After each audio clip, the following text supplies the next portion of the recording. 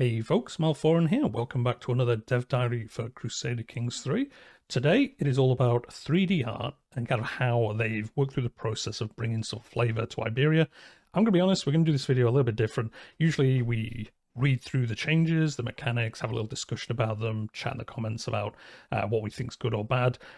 This week we're going to basically quickly skim over the dev diary. There's a lot of discussion in there about how they actually make the art assets and make them historically accurate, which is interesting. I'll leave a link as always in the description so you can go over and kind of read through how they do it. It is actually quite interesting how they've done it, but we're just going to basically take a quick look through all the pictures. It's going to be a show and tell basically today, and there is some more interesting stuff at the bottom. Well, it's all interesting, but there's some more like mechanical interesting stuff at the bottom. So yeah, they're just going through how they make the art assets. So it is actually pretty interesting. Like this is the reference picture. So this will be from some historical document or something.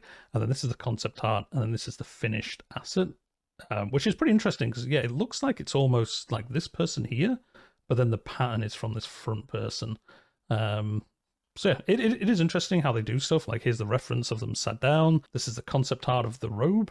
And then this is how it actually ends up in game, which again looks amazing.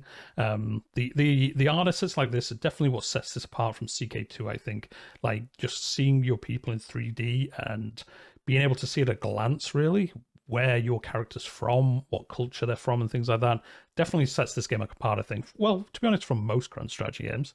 And then again, some nice reference art. And then this is how the finished asset comes out.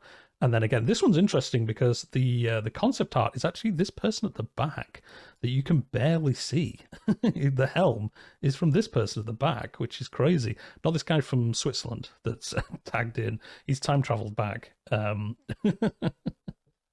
And appeared in front of a jester or a king. I'm not quite sure, but again, this guy looks pretty cool. This one's awesome. This helm, you can definitely see how much effort they put into these.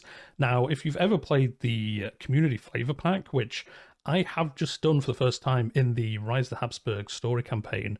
If you want to watch that on the channel, we're playing as the Habsburgs and trying to recreate their rise in history. But yeah, it's the first time I've used the community flavor pack, and before I used it, I honestly thought like, it's kind of interesting, but it won't make that much of a difference to the game. But then actually playing through that campaign, it really does make a difference to, I mean, it is called an immersion add-on, and it definitely does give you that additional immersion, which I never really, I don't know, I never really thought it would do, but it really does.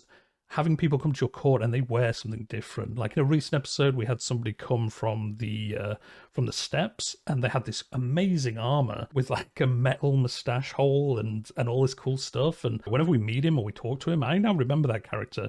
If I was playing in the vanilla game, he just looked like everyone else from that area.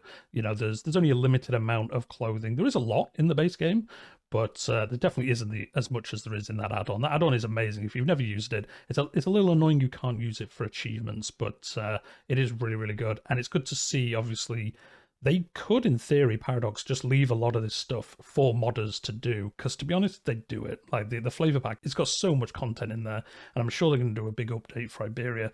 But it is good to see they're still putting all this effort into making really amazing stuff in the base game, in case you don't want to do mods. Or I suppose as well, now it's coming out on console, you don't get mods on console. So they have to make sure a lot of updates for console players, I guess, as well. And again, here's some more. This looks awesome. This helm is ridiculous. And it is, there we go. The very badass helmet above might look more impractical fancy creation, but is in fact based on numerous depictions in the Catigas de Santa Maria illustrations. The conical shaped helmet is decorated with large gilded metal leaf, a day when the rule of cool perfectly aligns with the primary sources in a good day in my book. Yeah, anyway, it looks really cool. Like, it looks amazing, to be honest. And then what we got here, another helmet looks like he's got a bucket on his head. Oh, he's from Castile. So there you go, like a Castilian helm. And then, yeah, they're just going to talk through how they actually do it, how they do the rendering and everything like that, which I like to say is interesting, but I don't know, it's not something we could really talk through and I guess have a lot of input in, although I do want this. It says like this pose isn't going to be in the game, but I think it should be. It'd be amazing if you had some kind of like a jester event and they just came like moonwalking through your court with that pose. It'd be amazing. Here's some fine looking ladies. Again, another cool helm, another crown, and even these ones where it's just like, I guess, commoners or maybe like your princesses or whatever are going to wear this. I mean, the level of detail is amazing. Like, they could easily have just not put this belt in and no one probably would have realized. But again, that little extra bit of detail looks amazing. So here we go. Here's like a nice view of a selection of the different new assets that are coming into the game for obviously all the different cultures and religions in Iberia. And then, yeah, we're going to go into the army units. This is a bit where there's a little bit more like on the map looking at the changes that this art is going to bring. So here's the Iberian units, which again, tier 1, tier 2, and tier 3 they're talking about. This one looks awesome at the end. What's that, like Leon? Maybe? Maybe. I'm not 100% sure, but it's cool to see the progression. You know, a little round shield, a pretty decent shield, and some more armor, and then obviously the next tier of armor after that. And then here's the other side of it. Oh, this is if you own the same place, but you are Muslims.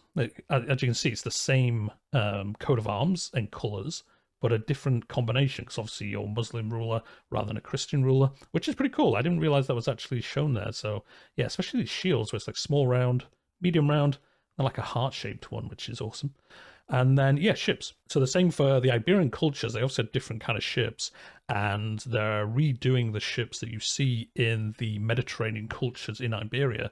So you're going to see less of the generic ships that you see now, and you're going to see more of these, you know, big oared ships that you probably, you know, if you've ever seen a movie like Troy or something based in Greek history or something like that, you've probably seen something similar to this. And yeah, it's cool that putting them in there, and obviously the flags of the sails are going to change depending on which realm you are, which is pretty cool as well. And then we're on to holdings. So again, these look really, really good. They look very like Iberian. You know, you've got the white brick, you've got the Iberian looking forts and things like that, so it's going to bring some extra flavor on there. And some mosques as well, looking cool, and then some walls, which look really good. In fact, there's going to be one down here. Here we go, Roman walls of Lugo, which look amazing. Got a little moat around there. It doesn't tell you what bonuses this gives you, but I imagine it must be like plus 10 defense or something. It's got to be crazy trying to siege this place down. And again, it looks pretty cool how they made it. And the Mosque of Cordoba looks pretty nice.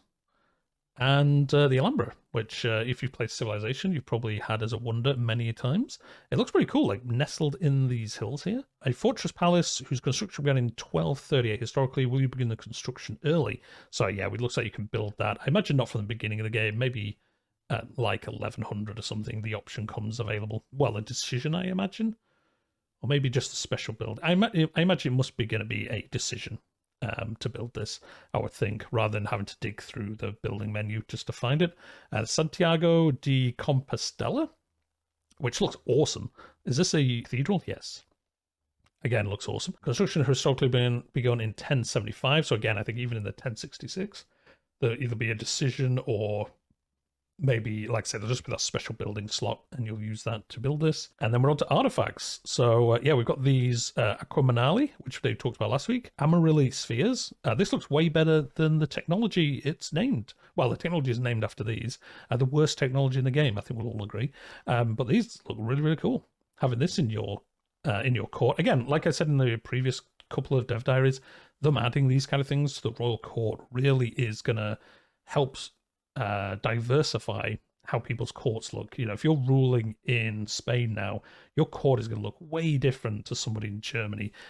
Just from the outlook, I imagine that some of these wall designs and things like that are different. They haven't actually covered that, actually, now I think about it. I don't think they've said if we're going to have different royal court layouts. Unless they did and I missed it. Someone can call it out in the comments down below, but I don't think they've talked about that, to be honest. Again, some mods will definitely have that. But yeah, it's cool to see Amarillo spheres in there. And then this crown looks awesome. This is from 7th century Visigothic Iberia. I mean, look how amazing that crown looks. It's obviously on display now. It's not being worn. That must give you like crazy prestige buff or something like that. The Tizona, which is this awesome looking... Oh, it was made... One of the two swords made famous by El Cid. Oh, okay. This was El Cid's swords. Chessboard, because you can play chess now in Iberia, well, in other places as well, but it's coming in for Iberia. Bell of Santiago. Obviously, they can't stick it on the top of your building, and you can go look at it. But there you go. You can have it in your court, and again, looks amazing. This is the one that can get melted down and turned into the top artifact that we saw before.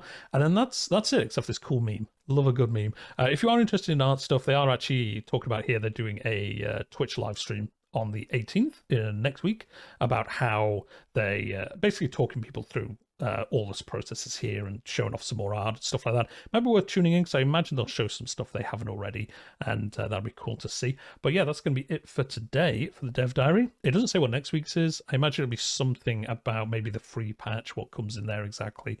But we'll see when we see that.